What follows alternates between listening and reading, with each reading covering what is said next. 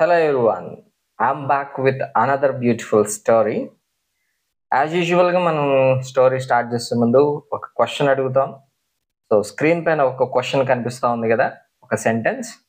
అందులో ఒక చిన్న మిస్టేక్ ఉంది. ఆ మిస్టేక్ ఏంటో కామెంట్ సెక్షన్లో తెలియజేయండి. ఈ క్వశ్చన్కి ఆన్సర్ వీడియో ఎండింగ్లో చెప్తాను. ఇందులో సెంటెన్స్ ఏంటంటే, the warrior fell from his horse. Okay, ఈ సెంటెన్స్లో చిన్న మిస్టేక్ ఉంది. సో అందరికీ తెలిసే ఆన్సరే. Please don't forget to comment. So let's start our today's video. మనకందరికీ తెలిసిన స్టోరీ ఇది, చాలా సుపరిచితమైన స్టోరీ. మూర్ఖునితో మూర్ఖంగానే ఉండాలి.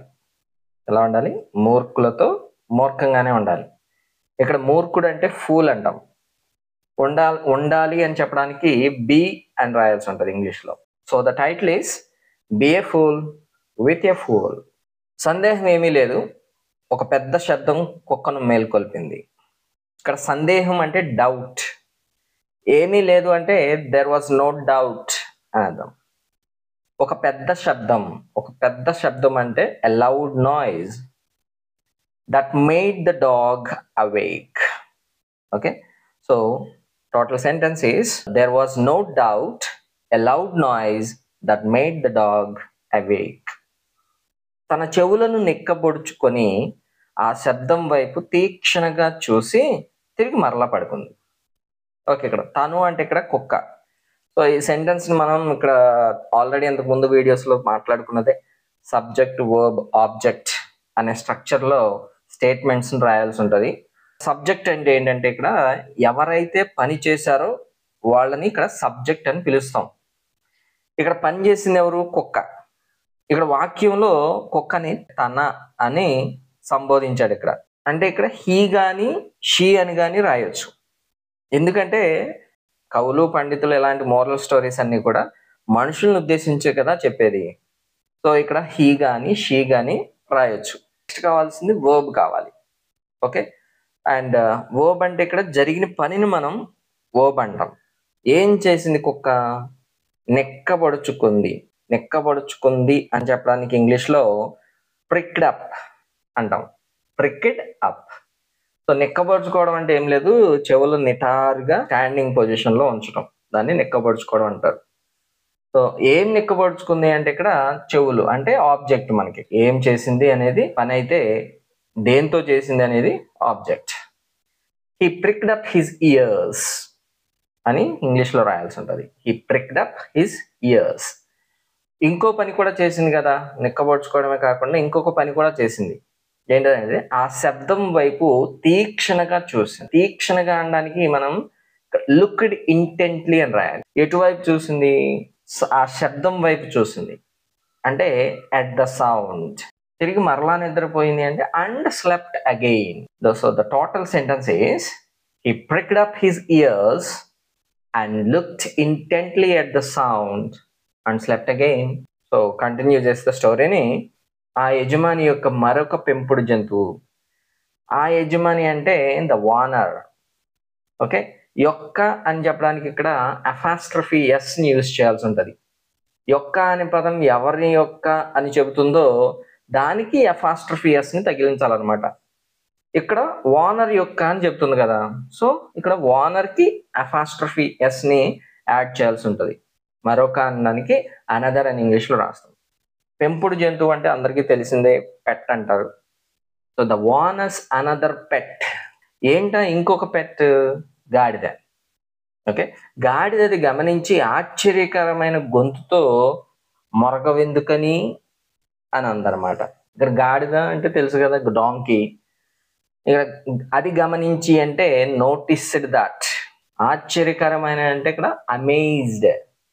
గొంతు అంటే ఇక్కడ టోన్ అనాలి, థ్రోట్ కాదు, టోన్ అనాలి. ఓకే, మొరగవెందుకని అంటే వై డోంట్ యూ బార్క్. కుక్క అరుపుని మనం బార్క్ అని అనాలి. ఓకే, షౌట్ అనకూడదు. కుక్కను కదా అరవమనేది, సో బార్క్ అని రాయాల్సి ఉంటుంది. The owners another pet, the donkey noticed that and said in an amazed tone.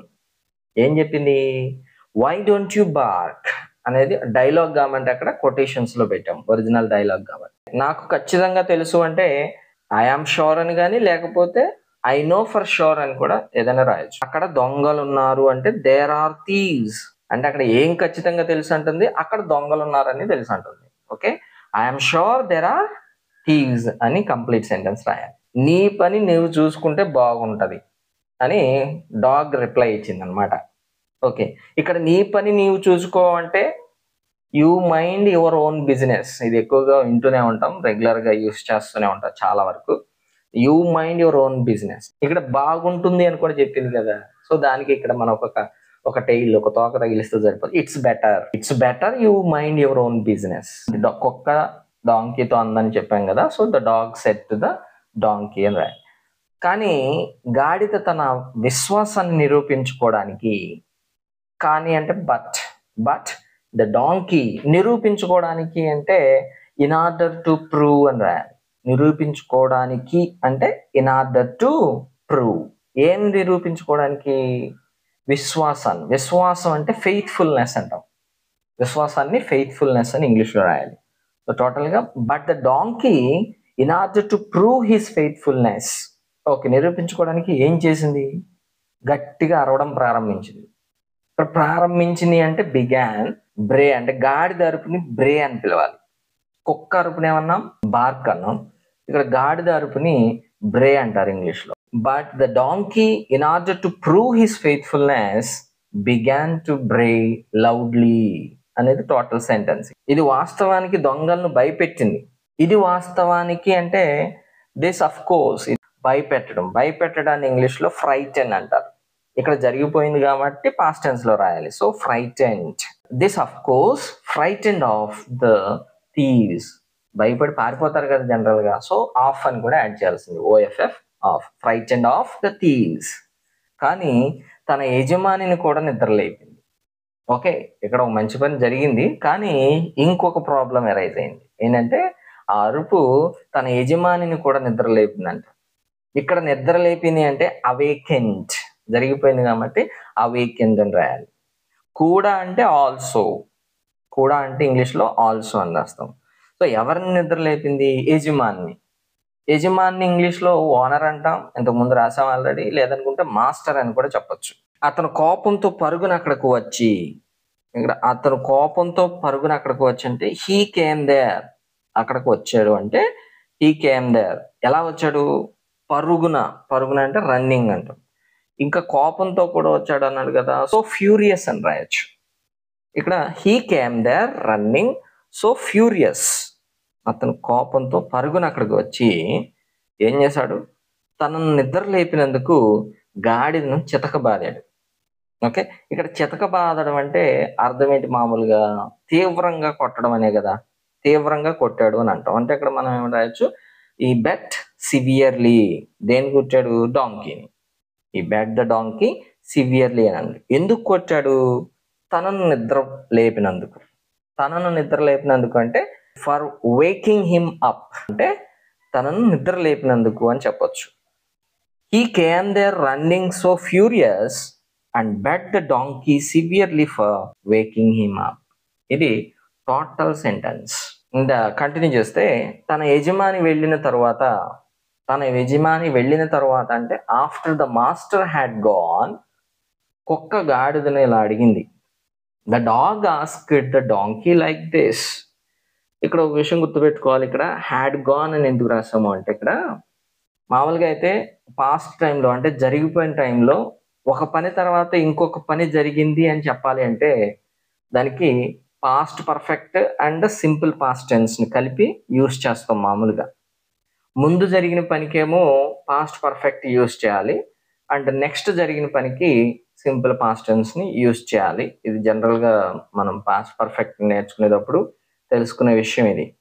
So అందుకని ఇక్కడ మనం after the master had gone అని రాసాం. సో అదొకటి గుర్తుపెట్టుకోండి. Usage, past perfect usage. ఒక మంచి స్నేహపూర్వక సలహాను పట్టించుకోనందుకు నీకు ఎలా అనిపిస్తుంది అని అడిగింది. ఎవరు అడిగారు? కుక్క అడిగింది. ఒక పట్టించుకోనందుకు అంటే ఫర్ నాట్ పేయింగ్ హీడ్, అంటే పట్టించుకోవడానికి హీడ్ అంటారు మామూలుగా ఇంగ్లీష్లో. హీడ్.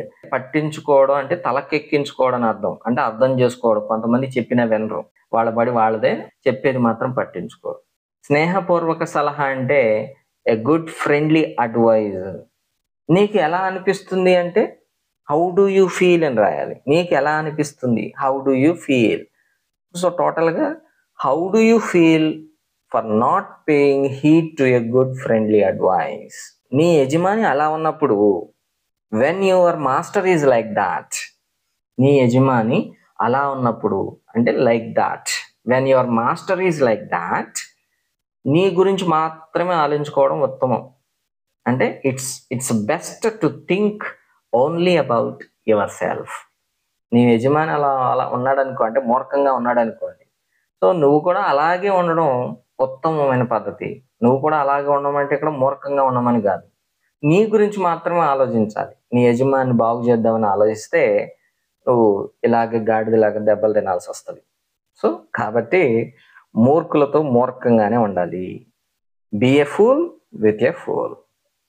ఇక వీడియో స్టార్టింగ్లో అడిగిన క్వశ్చన్కి వస్తే, మిస్టేక్ ఫైండ్ అవుట్ చేయమని అడిగాం కదా. సో మిస్టేక్ ఏంటంటే ఫెల్ ఫ్రమ్ అనకూడదు, ఫెల్ ఆఫ్ అని యూజ్ చేయాలి. ఓకే, ఫెల్ తర్వాత ఫ్రమ్ రాకూడదు, ఫెల్ ఆఫ్ అని రాయాలి. The warrior fell off his horse అనేది right sentence. That's all for this video. Thank you for your patience and support. I'll be back with another beautiful story.